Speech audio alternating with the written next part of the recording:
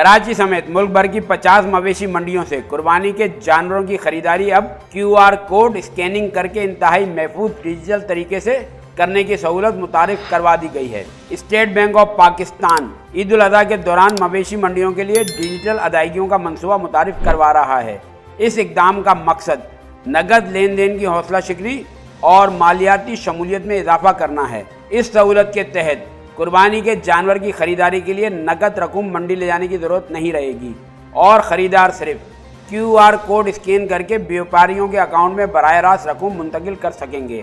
Banking माहिरीन के मुताबिक पाकिस्तान की 50 बड़ी मवेशी मंडियों में कुर्बानी के जानवरों की खरीदारी के लिए मजमूई तौर पर 550 से 600 अरब रुपए की अदायगियाँ की जाती हैं।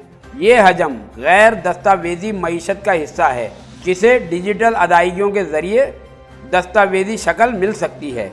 स्टेट बैंक ज़राए ने बताया कि स्टेट बैंक कुर्बानी के जानवरों की खरीदारी डिजिटलाइज करने के लिए 25 बैंकों के साथ मिलकर मुल्क भर की 50 बड़ी मवेशी मंडियों में QR कोड की अदायगियाँ फाल करने के लिए काम कर रहा है, जो डिजिटल अदायगी की कौमी सहूलत रास्त से मुंसलिक होगी।